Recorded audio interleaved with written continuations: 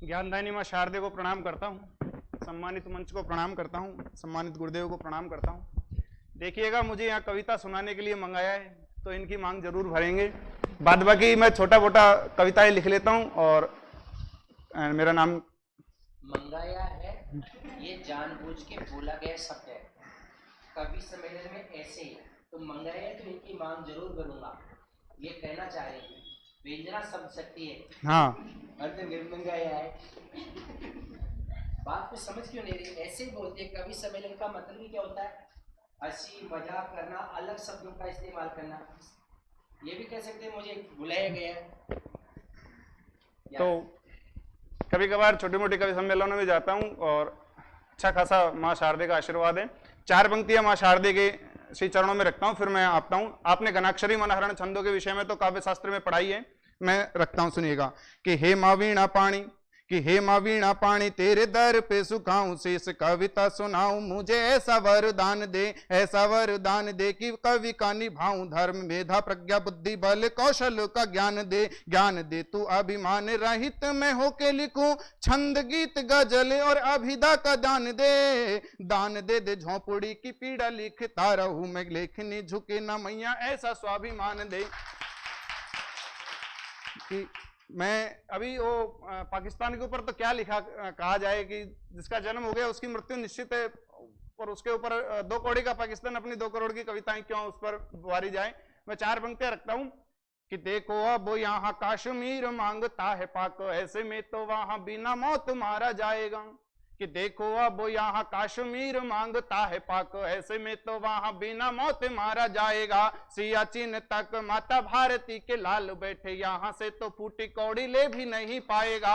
अरे अब भी सुधारे जा रे तू पाकिस्तान, नहीं तो तू तेरी मौत साथ लेके आएगा। कि जिस दिन जाग गया भारती का लाल घर, लाहौर कराची को भी दिल्ली ले आएगा। जिस दिन जाग गया। एक अंतिम छंद रख देता हूं, क्योंकि एक श्रृंगार का रख देता हूं सर, बाद बाकी कहेंगे तो मेरी तरफ से तो घंटे पर सुना दूं, मुझे तो इतना मसाला तैयार है।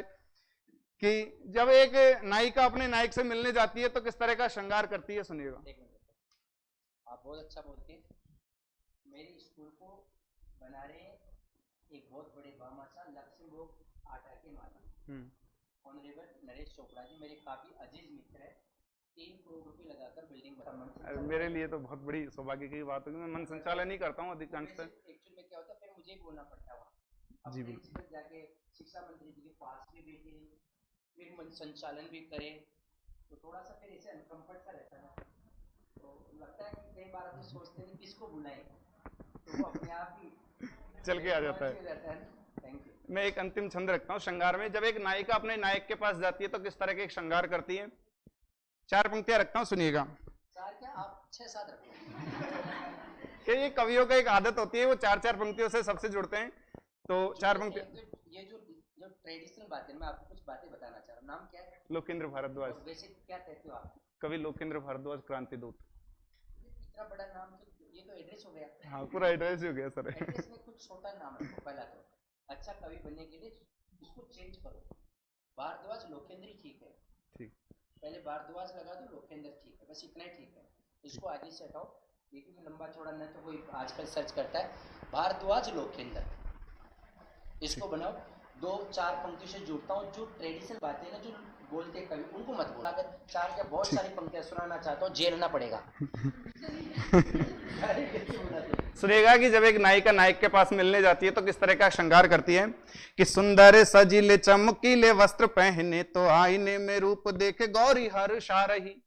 कि सुंदर सजीले चमकीले वस्त्र पहने, तो आईने में रूप देखे गौरी हर्षा रही। काजल लकीर डाल दिखे गंभीर, वह कोमल कपोलों पर लालिमा लगा रही।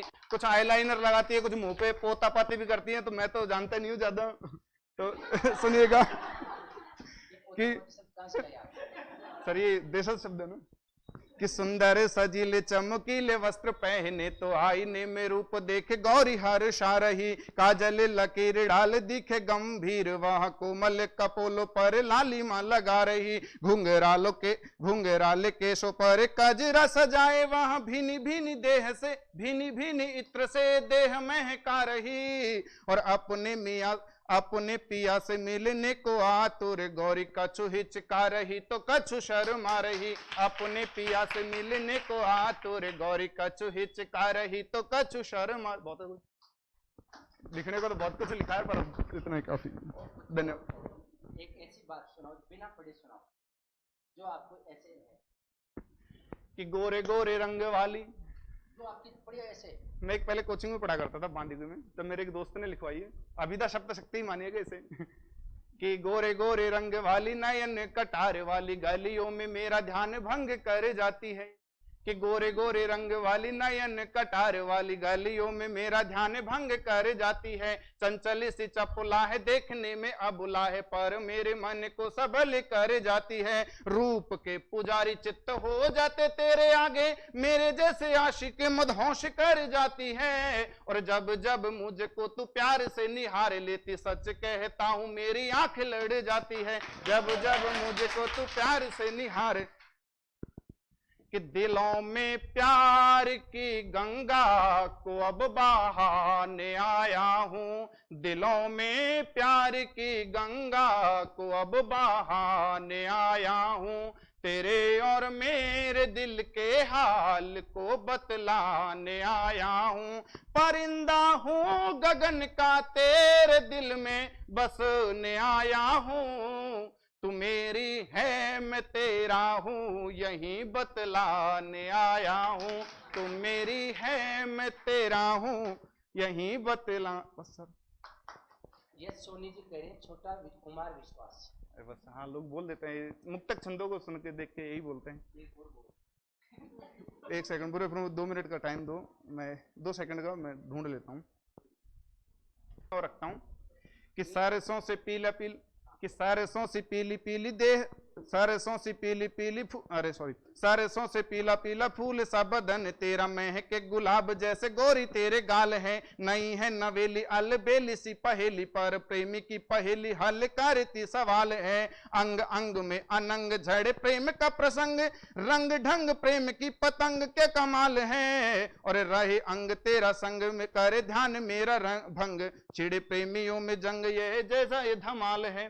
कुछ खास है नहीं इसमें, देख दिएगा कि कौन से नसीले नयनों की है कटार, मेरे कालजे के आर पार होने लग जाती है। कि कौन से नसीले नयनों की है कटार, मेरे कालजे के आर पार होने लग जाती है। मक्खन सी गाल वाली, हंसनी सी चाल वाली, मोरनी सी नजर झुकाने लग जाती है। बाहरों में हूर जैसी, गुलाबों की नूर जैसी, वेणियों में सुमन सजाने लग जाती है। और रूप के पुजारियों से पूजन कराने वाली, मेरे गीत सुन मुस्कुराने लग जाती है। रूप के पुजारियों से एक, सर बस अंतिम एक छंद रखता हूँ। क्या, धन्यवाद सभी को। रमन गुजर, यस सोनी भी बोल रही सर के लिए जाओ, तो मैं कल लिख लाऊंगा अगली बार जब भी लाऊंगा। कि फागुन की झीनी झीनी मधुर उठा फुआर उठे, अलबेली छटा देख गौरी हर साई है। चटकीले रंग वाली मटकीले रंग ढाली, सुना दिया सब, चलो ठीक, कोई नहीं सर, ठीक फिर कभी है ना। धन्यवाद। लोकेंद्र सर अचानक ही आए मंच पर, पहले पूरी तैयारी के आए और लिमिट में सुनाएंगे तो अगली बार अच्छा सुनाएंगे। समझ में आ गई? एक बार सर के लिए जोरदार ताली। यस, अगला टेस्ट हमारा किसका होगा? संधि